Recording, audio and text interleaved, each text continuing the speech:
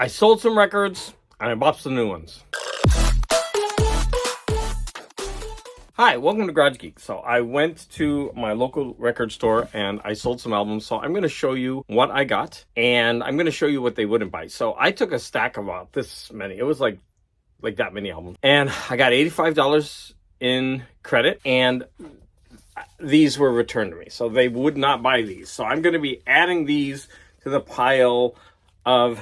These are albums that if somebody wants them, you should contact me. I cannot guarantee that they're all in the best of condition, but if you do contact me about an album, I'll certainly let you know. Okay, so this is Scandal. This one is an EP, but it does have the song Goodbye to You. The Motels, as you can see, it's not in the greatest condition. This one has Suddenly Last Summer. That's a really good one. Bonnie Raitt. Although I like artistic albums, the cover of this one is, I don't know, kind of childish to me, so...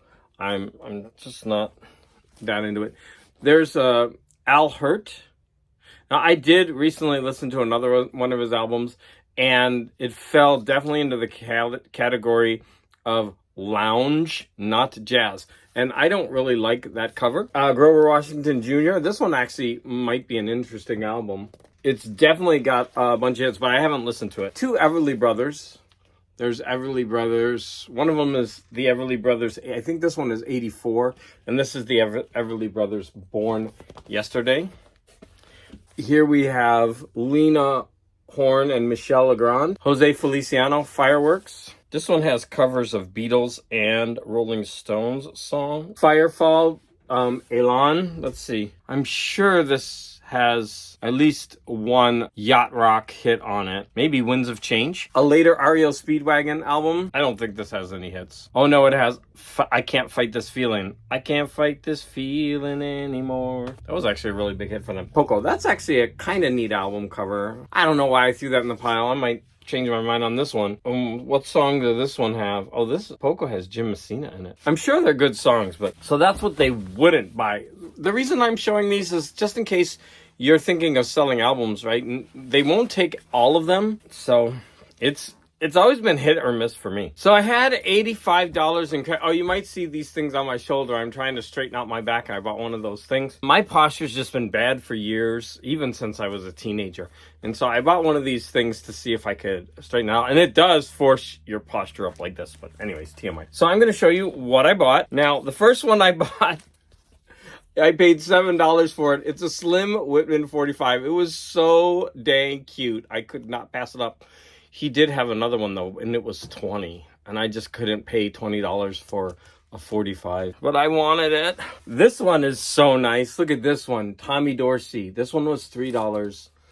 I actually can't wait to play this one. It has 4 songs. Chicago, Dry Bones, Mississippi Mud, and There Are Such Things. Look at this amazing cover. Look at that.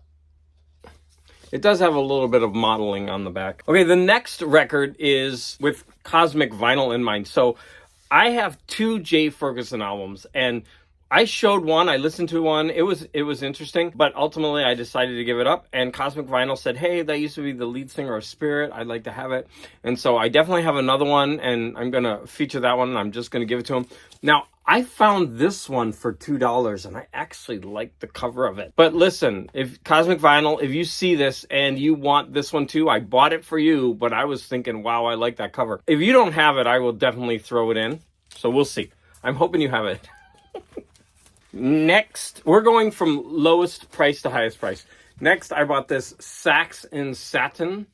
We got $4. I bought 2 Manfred Mann Earth Band albums because I really like the cover. I actually bought another one of theirs recently, and some of their album covers aren't nice. There were more in the shop, but I really like this one. It actually wraps around to the back. More of the art onto the back. Sorry, this is awkward the way I'm holding it. I picked this one up and I actually put it back down again, but then I grabbed it again. It's very minimal, but I ended up getting it. It was $4, so if I don't really want it. Another album that I recently featured was a Godley and Cream album that I didn't like because it had the, Godley on one side and Cream on the back. But I actually like the art on this one. And that one was $5. I decided to give it a try. This one is another $5 purchase. Sandy Nelson. Drums Are My Beat. It had a pretty nice cover.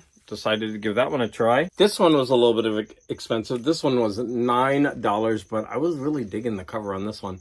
Hollywood Saxophone Quartet. I mean, it can't be that great. Okay, this one was a total blind buy. It was a little expensive for a blind buy. It was $10, but I was digging that cover so much. Do any of you know Kingfish? This one was $10, but the back is like really bad. I wished the art, the really good art from the front, continued on the back and didn't have those band covers. That should have been on the inside, like on the sleeve. I splurged.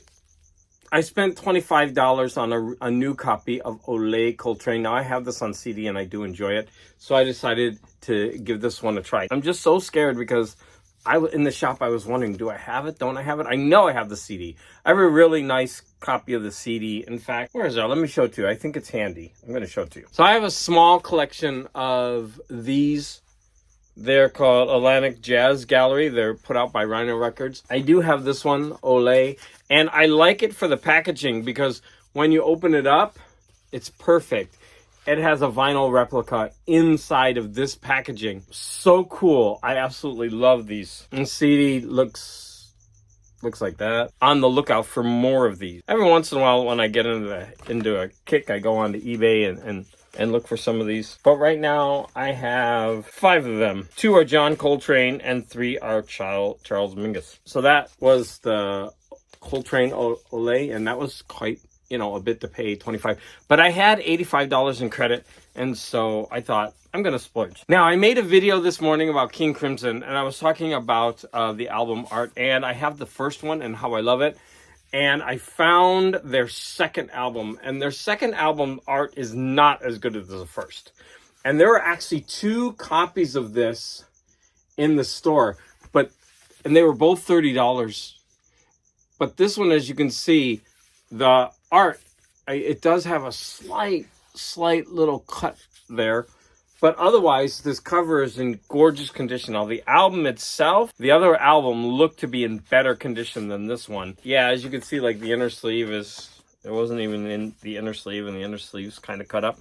But the vinyl itself, it looks like it's not a $30 album, but still. I do have the CD. Like I showed this morning, I have the vinyl replica of this. And when I saw that in the store, I just decided to get it for the cover art. And that one was $30. Now, that also is a big purchase for me. But because I had the credit, I decided to go ahead and splurge on that. There you go. That was my last. And that's everything I got today. What do you think? Did I waste my money on Slim Woodman and Tommy Dorsey? What do you think about my selling albums and my haul? Remember, I took this many albums. Actually, when you think about it, I came back with fewer, but it's still too many, right? I'm still not good at this. I need to take 100 albums and come back with 4. This is what I need to do. I need to be more selective about what I buy. But what do you think about my little haul? Please go ahead and leave any comments about any of these purchases. Thank you.